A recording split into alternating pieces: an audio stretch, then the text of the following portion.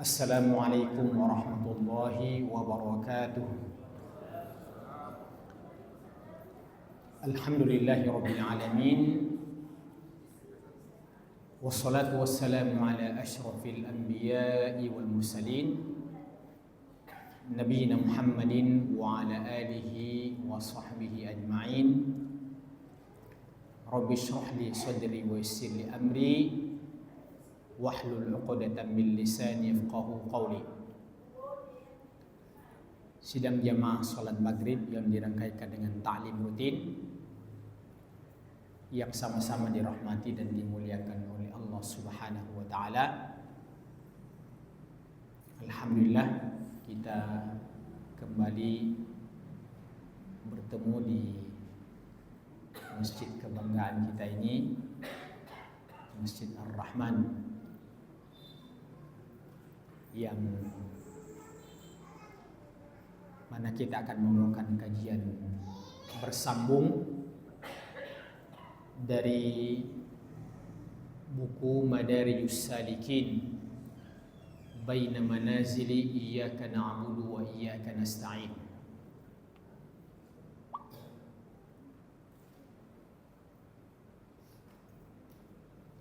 Pendakian-pendakian menuju Allah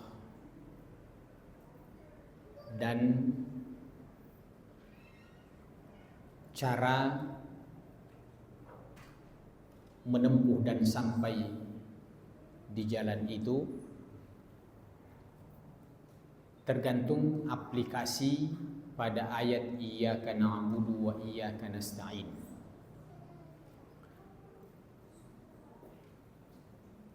Tema ini masih terus kita dalami karena memang pembahasannya panjang.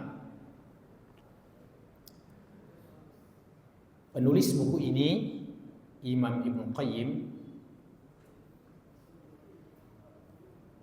ingin menjelaskan tentang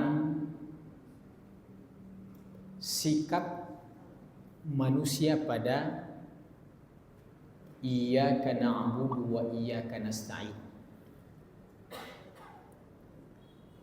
Beliau menyebutkan paling tidak 4 pembagian dan macam manusia dalam kaitannya dengan al-ibadah dan al-isti'anah.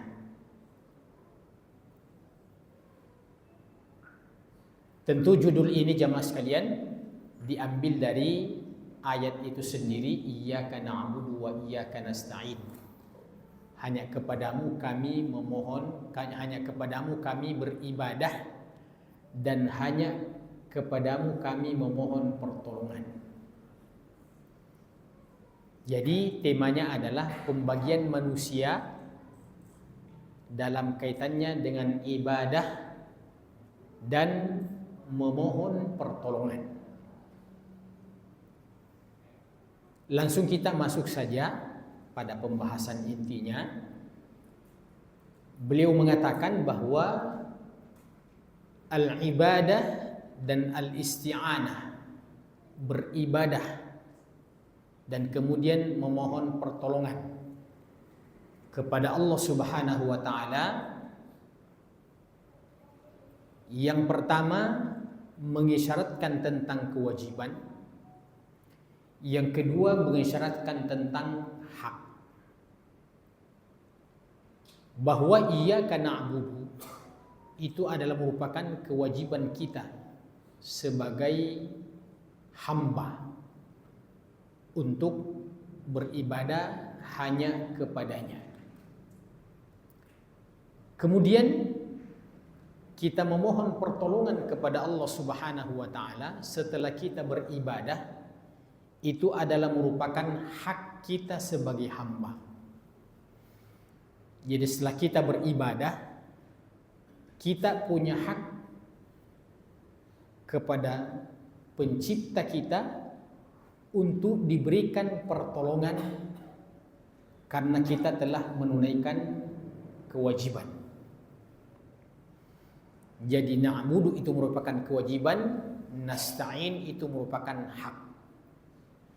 Dan karenanya dari ayat ini kita fahami bahwa dalam hubungan baik antara sesama kita, apalagi antara makhluk dengan Khaliq, memang yang pertama kita harus mendahulukan menunaikan kewajiban, barulah setelah itu kita meminta hak kita. Jangan sampai kita meminta hak sebelum kita menunaikan kewajiban kita. Itu juga berlaku antara sesama makhluk. Umpamanya dalam skop rumah tangga, ada suami istri, ada hak dan kewajiban suami istri. Iya. Kita bertetangga, ada hak dan kewajiban kita bertetangga. Kita hidup dalam suatu lingkungan, atau ada yang dipimpin, ada yang memimpin.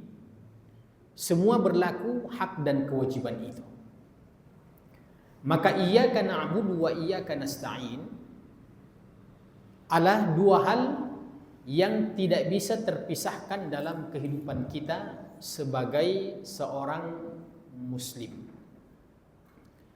Nah, yang pertama, pembagian pertama daripada 4 pembagian tentang al-ibadah dan al-isti'anah, dan ini merupakan urutan yang paling utama, urutan yang paling afdal kalau seseorang itu mampu menjadi ahlul ibadah wa ahlul isti'anah. Ahlul ibadah dan ahlul isti'anah. Sebenarnya kata ahlun ini sudah disisipkan ke dalam bahasa Indonesia, walaupun masih perlu ada penjelasan tambahan. Ahlun itu, itulah yang menjadi kata ahli dalam bahasa Indonesia. Apa yang kita fahami ketika kita mengatakan ahli ibadah dan ahli isti'anah? Kembali dulu kepada rasa bahasa kita. Kalau kita katakan ahli-ahlinya, berarti pakarnya. Orang yang paling tahu tentang masalah itu namanya ahlinya. Maka golongan yang pertama kaitannya dengan ibadah dan isti'anah ini, kalau seseorang itu ahlinya ibadah dan ahlinya isti'anah. Bagaimana maksud daripada ahlul ibadah wa ahlul isti'anah? Seperti yang Allah jelaskan di dalam surah Adz-Dzariyat, A'udzu billahi minasyaitonir rajim, wa ma khalaqatul jinna wal insa illa liya'budun. Aku tidak menciptakan jin dan manusia terkecuali tujuan utamanya adalah untuk beribadah kepadaku. Maka ketika seseorang menjadikan hidupnya ini tujuannya adalah ibadah, maka itulah yang masuk dalam istilah ahli ibadah dan ahli isti'anah, yang memang tujuan hidupnya adalah beribadah kepada Allah Subhanahu wa taala.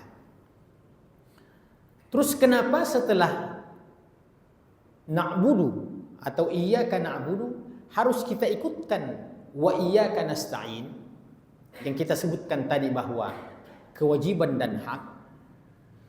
Karena segala sesuatu dalam kehidupan kita ini tidak ada yang bisa terselesaikan urusan kita terkecuali atas pertolongan Allah Subhanahu wa taala. Maka iyyaka na'budu wa iyyaka nasta'in di sini sebenarnya memiliki dua makna, makna umum dan makna khusus. Makna umum itu adalah kita memohon pertolongan hanya kepada Allah Subhanahu wa taala dalam segala urusan kita. Dalam segala urusan kita. Urusan yang terkecil, urusan yang paling sepele, sampai kepada urusan yang paling besar dalam pandangan kita, itu tidak boleh keluar daripada permohonan kita wa iyyaka nasta'in. Dicontohkan bahwa ada orang soleh yang sekedar putus tali sendalnya. Yang pertama ditempati mengadu adalah Allah Subhanahu wa taala. Ya Allah, putus tali sendalku. Kita kalau mengalami masalah yang sekecil itu, tentu tidak lumrah kita katakan berdoa kepada Allah karena putus tali sendal saya. Kita kembali kepada Allah itu ketika menghadapi masalah yang besar. Tapi kalau cuma sekedar itu, masa kita mau meminta tolong kepada Allah Subhanahu wa taala? Nah, kalau kita ingin menerapkan wa iyyaka nasta'in ini, tidak ada yang terlepas sekecil apapun urusan kita.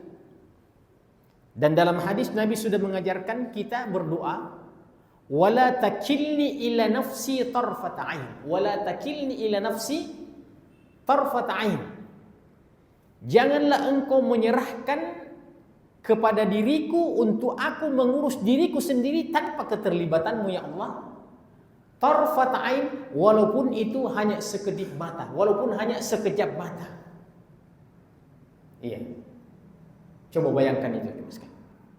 Nabi mengajarkan, dan Nabi yang pertama mengamalkan, dalam menyelesaikan urusan kita ini tidak boleh kita merasa bisa tanpa dengan pertolongan Allah Subhanahu wa taala. Makanya jamaah sekalian, wa iyyaka nasta'in ini itu dicontohkan dalam doa yang diajarkan oleh Nabi sallallahu alaihi wasallam kepada sahabat yang mulia namanya Mu'adz bin Jabal radhiyallahu taala anhu. Beliau mengatakan, ya Mu'adz, wahai Mu'adz, wallahi inni la uhibbuka. Demi Allah, kata Nabi kepada sahabat yang mulia ini, demi Allah aku mencintaimu karena Allah Subhanahu wa taala. Pelajaran sementara kita ambil juga dari riwayat ini bahwa ternyata setiap kita mau berkomunikasi kepada seseorang, apatah lagi kalau ingin menyampaikan satu pesan, wasiat, itu memang dimulai dengan muqaddimah. Bagaimana membuat orang itu pertama merasa dekat. Ya, pertama merasa dekat. Jadi kalau kita mau ambil contohnya Pak, dalam kehidupan sehari-hari, kita ini sebagai orang tua yang punya anak, ya. Walaupun anak kita itu adalah merupakan anak kita, ya, tapi dia juga punya hak untuk bagaimana merasa nyaman ketika mau disuruh sama orang tuanya. Jadi jangan kita langsung main suruh saja. Ambilkan dulu air, angkat galon, tapi panggil, sini dulu nak. Ya. Maka itu sudah dicontohkan oleh Nabi, ya Mu'adz, wallahi inni la uhibbuka fillah. Demi Allah, aku mencintaimu karena Allah Subhanahu wa taala. Barulah setelah itu ternyata Nabi mengatakan, la tansa an taqula dubura kulli salatika. Jangan lupa mengucapkan zikir dan doa-doa ini setiap habis salat. Iya. Artinya salah satu di antara zikir-zikir yang diajarkan oleh Nabi.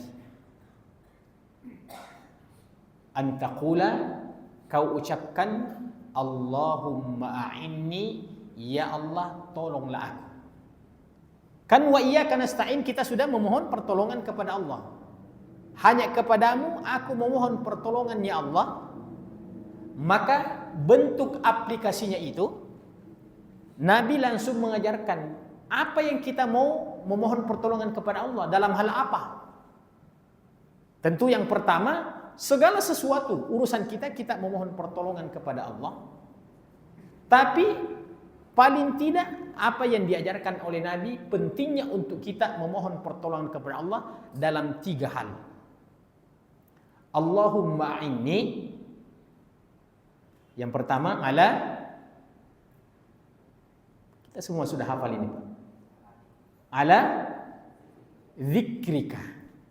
Ya Allah, tolong aku untuk bisa banyak mengingatmu. Tolong aku untuk bisa banyak mengingatmu. Di luar salat ataupun di dalam salat.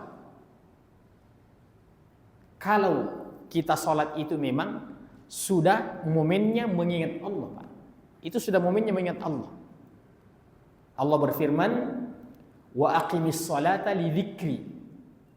Dirikan salat untuk bisa mengingatku. Bagaimana mengingat Allah dalam konteks salat?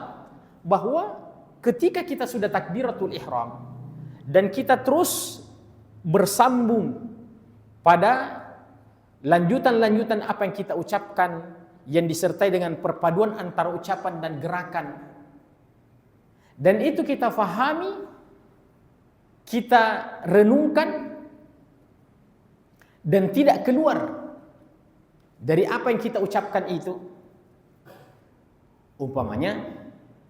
Kita membaca surah, yang mana surah itu bercerita tentang kisah. Umpamanya kisah yang pertama di awal surah Al-Baqarah, wa id qala rabbuka lil malaikati inni ja'ilun fil ardi khalifah.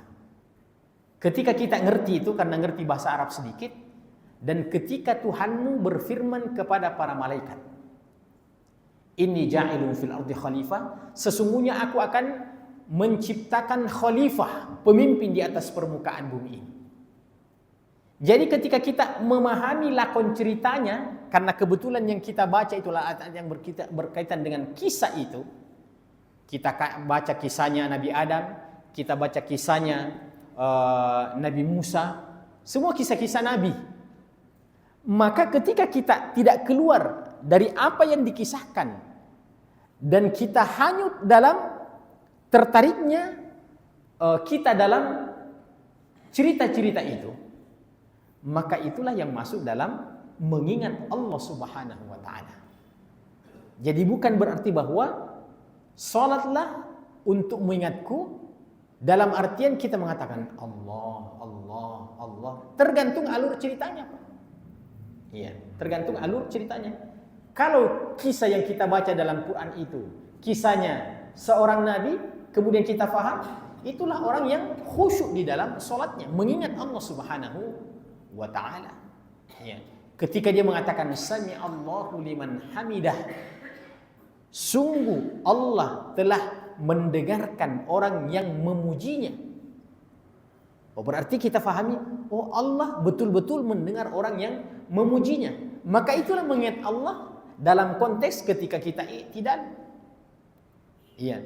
Ketika kita umpamanya sujud, kita membaca subhana rabbil a'la, ya, wa bihamdi, atau subhana rabbil a'la saja, atau subhanakallahumma rabbana wa bihamdika allahumma ighfirli, ya.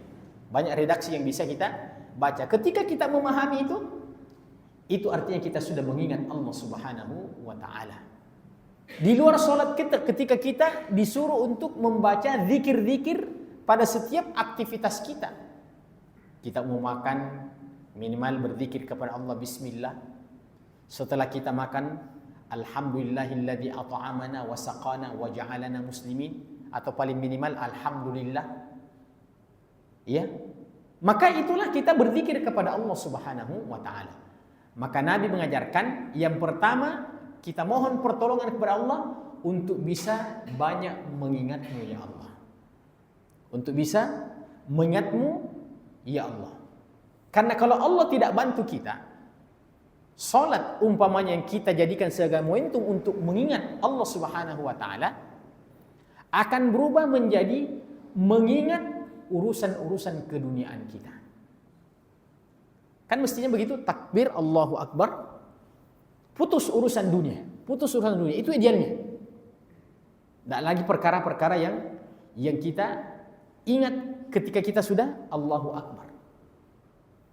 Tapi coba kita kembali kepada diri kita sendiri. Ini tadi baru-baru sholat maghrib ini. Ketika ada orang yang takbiratul ihram dari pertama sampai salam, assalamualaikum, assalamualaikum, ya, betul-betul dia ikuti rentetan bacaan-bacaan itu. Dia resapi dan tidak ada urusan-urusan yang dia ingat terkecuali yang berkaitan dengan sholat.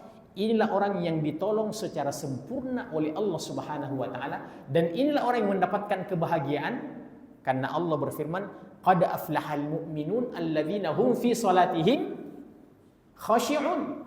Beruntung dan berbahagia orang-orang beriman itu yang pertama orang yang mampu khusyuk di dalam salatnya. Nah, kita kembalikan pada diri kita.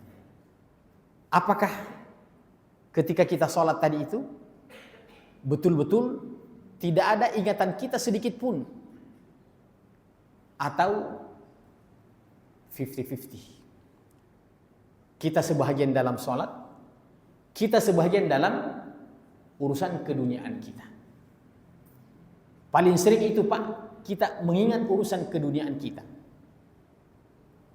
Tergantung kesibukan apa yang kita kerjakan sebelum kita sholat.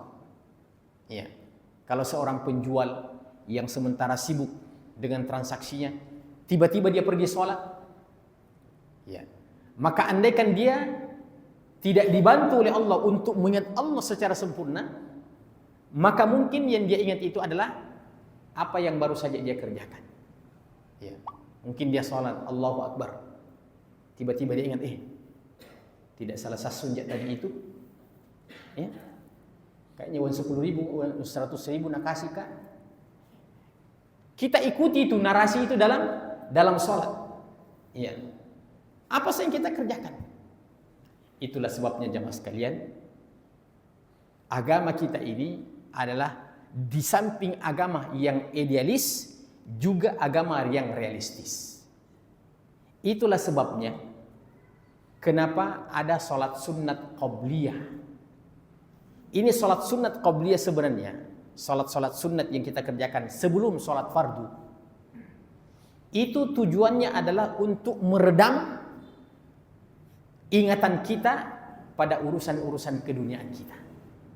Ketika kita sholat sunat, mungkin masih kita bisa ingat-ingat seakan-akan kita mengatakan seakan-akan, bukan begitu maksudnya. Seakan-akan, ya kalaupun dalam sholat sunat masih ingat urusan dunia, iya, tidak apa-apa sedikit karena urusan yang penting sholat sunat. Jangan sampai sholat fardu kita yang korban. Seperti umpamanya sholat duhur itu. Kenapa sholat duhur itu Masya Allah bisa 2-4 rakaat sebelum kita sholat duhur. 2-4 rakaat. Ya. Karena memang di waktu duhur itu puncaknya kumpulan-kumpulan ingatan dunia dari pagi sampai siang. Maka andaikan kita bisa sholat sunat 4 rakaat. Sholat sunat 2 rakaat pertama masih ada urusan dunia yang kita ingin. Ya. Kita sholat sunat lagi, ya, yang penting panjang-panjang intervalnya antara azan dan qamat sedikit. Ya. Sholat sunat lagi 2 rakaat berikutnya, itu sudah semakin minim ingatan kita terhadap dunia. Begitu kita masuk sholat fardu, secara teori betul-betul sudah terputus, ya, hubungan kita dengan urusan dunia. Nah, itu yang saya katakan tadi, idealis karena kita disuruh khusyuk, tapi realistis kita dibuatkan aturan-aturan bagaimana caranya agar supaya kita terputus dengan urusan-urusan dunia itu. Dalam hadis juga disebutkan bahwa kalau orang sementara makan kemudian azan, ya, terutama yang makannya ini betul-betul karena lapar, ya, karena lapar, maka disuruh untuk menyelesaikan makanannya itu, baru dia pergi ke masjid. Berapa yang dia dapatkan dari sholatnya imam, itulah yang dia ikuti dan yang tertinggal, yang masbuk, iya dia selesaikan sendiri. Iya. Kenapa dalam hadis itu dikatakan pokoknya kau harus dahulukan sholat? Padahal antara makan dengan sholat sangat jauh, Pak. Tapi demi untuk menjaga kekhusyuan kita dalam sholat. Iya. Jadi istilahnya yang mana lebih bagus, kita makan ingat sholat, atau kita sholat ingat makan? Ya. Syariat kita ini tidak menginginkan kita sholat ingat makan. Ya. Lebih enteng kita makan ingat sholat. Nah, itulah sunnahnya. Kenapa? Ada arahan dari Nabi, selesaikan makanmu itu dulu, baru kau pergi ke masjid. Iya. Tapi ini jangan setiap waktu sholat, Pak. Ya. Kalau setiap waktu sholat tidak ada itu sholat jamaah. Maksudnya ini sekali-sekali. Ya, pas lapar sekali ini, Pak. Apalagi sudah dihidangkan di meja. Ya. Bayangkan itu kalau kita sholat ingat makan. Paling tidak tadi. Anak-anak kumpul semua. Ada di bagianku itu. Ya. Coba bayangkan, teringat itu semuanya. Maka Islam ini adalah agama yang idealis, tapi juga cukup realistis. Yang kedua, ala syukrika. Bantu aku ya Allah untuk bisa banyak bersyukur kepadamu. Iya. Saya ingin menyebutkan ada kebiasaan di Masjid Ar-Rahman ini yang saya lihat di media sosial, ya. Sayanya tidak bertepatan dengan waktu pengajian saya. Selalu saya lihat di sini ada makan siang di Harun, ya. Ada makan siang. Nah, itu contoh daripada mensyukuri nikmat Allah Subhanahu wa taala. Ya. Mensyukuri nikmat Allah Subhanahu wa taala artinya contohnya kita berbagi. Contohnya kita berbagi. Ada memang mungkin orang kasihan tidak pernah merasakan itu, makan-makan enak apa. Ya. Ketika ada program yang seperti itu, maka kita sudah bersyukur kepada Allah Subhanahu wa taala. Setiap kita mendapatkan nikmat, bayar nikmat itu dengan bersyukur kepada Allah Subhanahu wa taala. Kita menikah. Menikah itu kan nikmat, karunia dari Allah. Maka bentuk kesyukurannya ada namanya walimah, ada namanya ya resepsi, pesta dan yang semacamnya. Apa yang kita kerjakan ketika kita melakukan walimah? Kata Nabi, aulim walau bisyatin, buatlah acara-acara resepsi, ya, walaupun sederhana, walaupun hanya seekor kambing saja, kata Nabi sallallahu alaihi wasallam. Maka itu bersyukur kepada Allah Subhanahu wa taala. Ketika kita menikah, ya, bentuk kesyukurnya dengan walimah. Setelah menikah 9 bulan berikutnya Allah takdirkan, ya, lahir anak yang pertama. Lahir lagi anak yang pertama, Masya Allah, lebih seru lagi Pak dibandingkan dengan menikah. Ya, lahir anaknya. Maka ketika lahir anak, pada hari ketujuhnya bersyukur kepada Allah lagi dengan memotong kambing lagi. Kalau laki-laki 2 ekor, kalau perempuan 1 ekor. Maka ini contoh-contoh bersyukur kepada Allah Subhanahu wa taala. Atau intinya bersyukur itu adalah mengarahkan seluruh nikmat dan karunia Allah pada jalan-jalan yang diridhoinya. Pada jalan-jalan yang diridhoinya. Jadi setiap kita mengarahkan apa yang Allah berikan pada kita pada jalan-jalan yang diridhoinya, maka itu adalah implementasi daripada bersyukur kepada Allah Subhanahu wa taala. Karena yang namanya sedekah, nyumbang-nyumbang, infak-infak ini, Pak, kata Allah Subhanahu wa taala, wa uhdiratil anfusus syuh. Manusia itu memang dihadirkan rasa pelit, ya, kikir dalam diri mereka. Iya.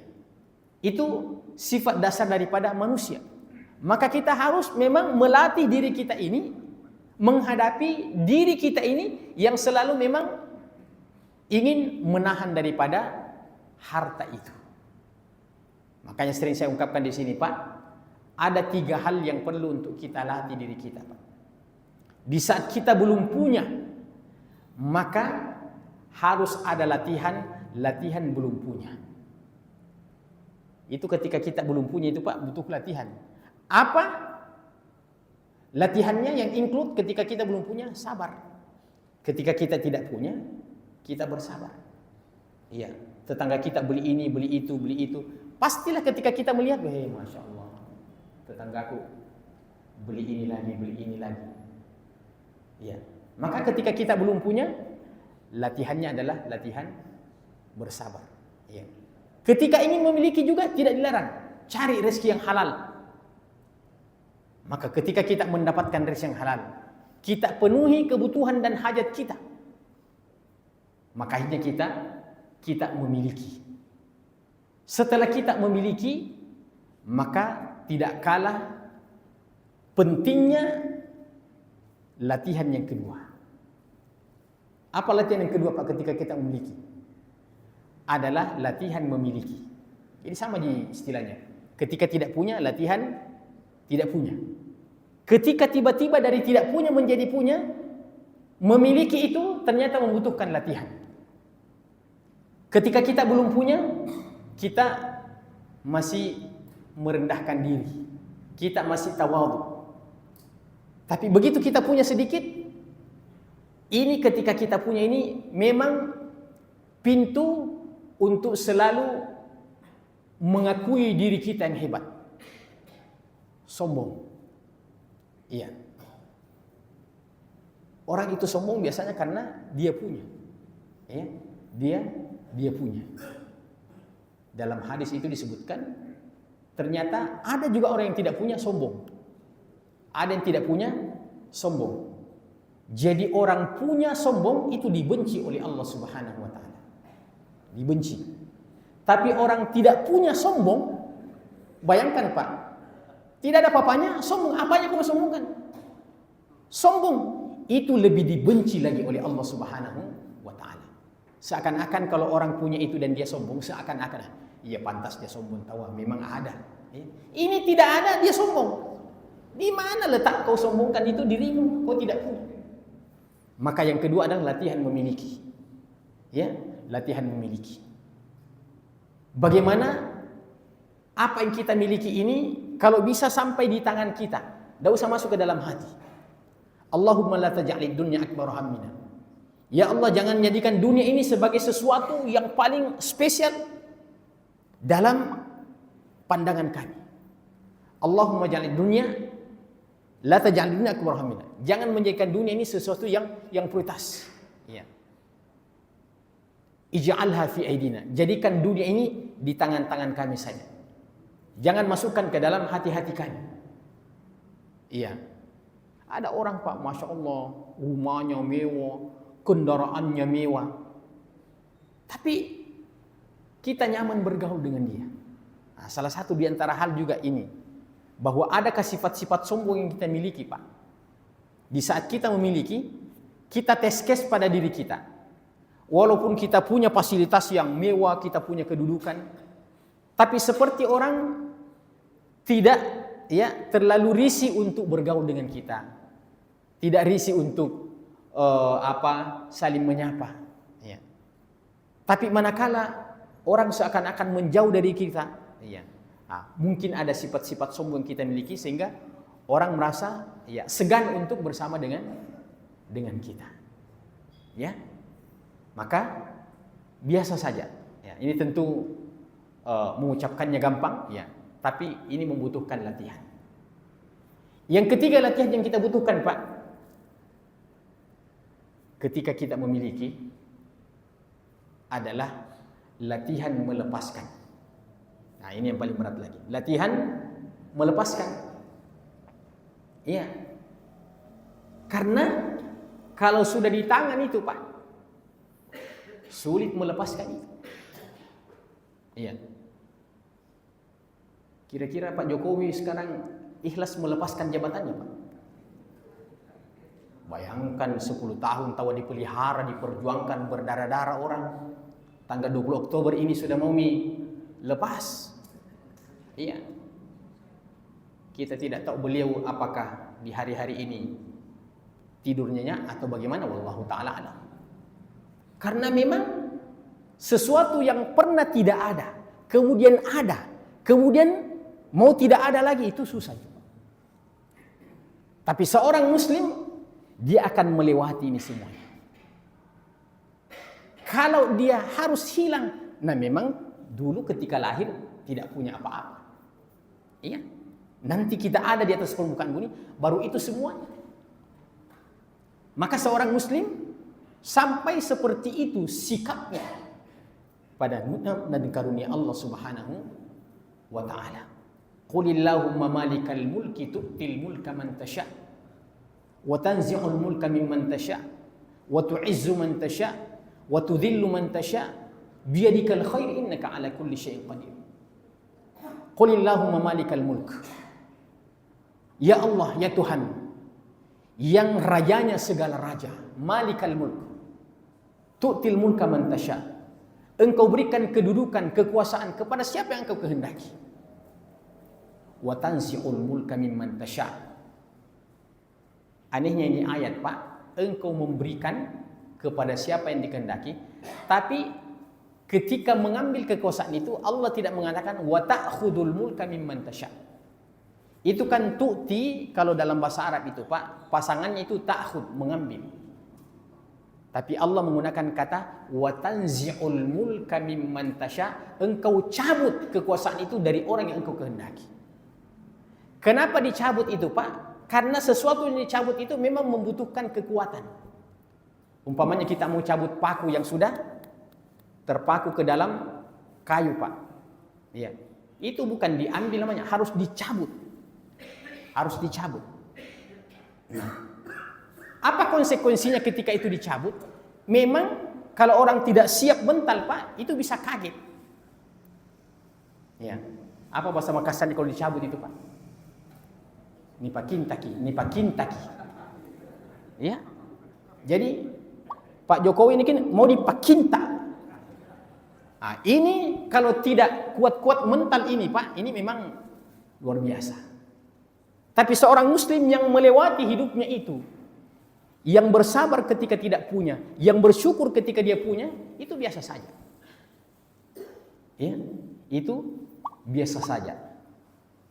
Karenanya jamaah sekalian, ketika Nabi Adam itu pernah bersenang-senang di dalam surga, maka disitulah puncak kebahagiaannya.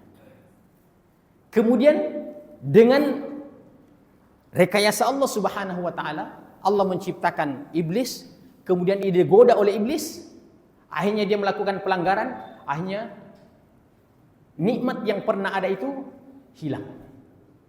Bayangkan itu, Pak. Nikmat yang pernah ada itu. Bayangkan pernah dalam surga kemudian dikeluarkan dari surga. Tidak usah kita ini dalam surga kemudian dikeluarkan dari surga. Dalam persoalan contoh jabatan saja, kedudukan saja, Pak. Ya, yang dulunya menyuruh-nyuruh, ya, tunjuk-tunjuk saja, ya. Ada orang di kampung saya, Pak. Ya, saya cerita kampung saya supaya tidak tersinggung. Ada orang di kampung saya, Pak. Ini orang di kampung saya cerita. Dulu dia anggota dewan. Ya, pokoknya sebelum dia datang itu orang sudah kumpul di rumahnya, paling di kampung-kampung, Pak, anggota dewan di kampung-kampung. Wah, luar biasa. Iya. Atang apa pokoknya sering bakar-bakar ikan buat acara, pokoknya orang menyebut itu. Tapi sekalinya dia sudah pensiun, Pak, tidak terpilih lagi. Iya. Ada yang cerita tetangga saya, bilang kasihanku lihat kodong itu ada barang berat dia angkat sendiri, tidak ada yang datang. Tidak ada yang datang. Ya. Itulah kalau persaudaraan karena materi, Pak. Persaudaraan karena materi, persaudaraan karena dunia. Satu-satunya persaudaraan yang abadi adalah innamal mu'minuna ikhwah. Kemudian yang ketiga, Allahumma inni ala dzikrika wa syukrika. Yang ketiga, wa husni ibadatik.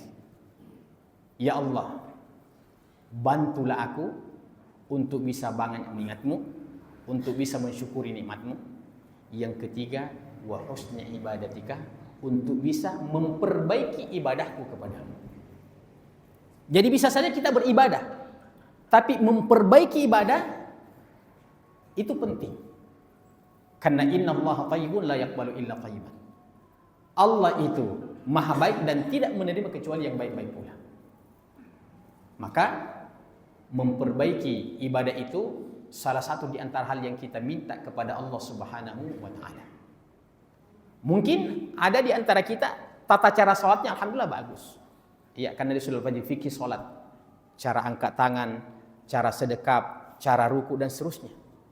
Iya. Itu dari sisi sifatnya. Tapi dari sisi aspek yang lain, bagus caranya salat, tapi mungkin selalu terlambat salat. Selalu terlambat salat. Iya. Ya, saya juga tadi ini terlambat sholat Pak karena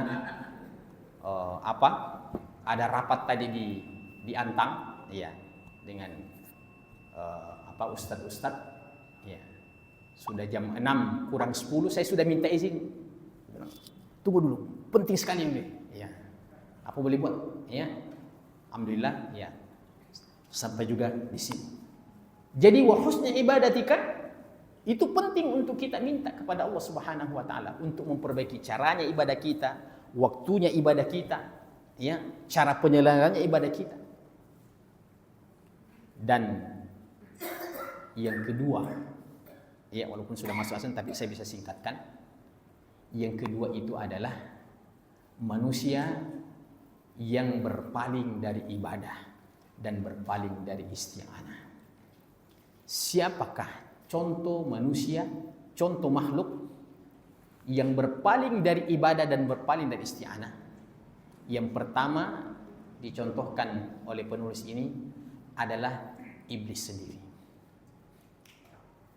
Ya. Dan ternyata ada hal yang perlu untuk kita pelajari.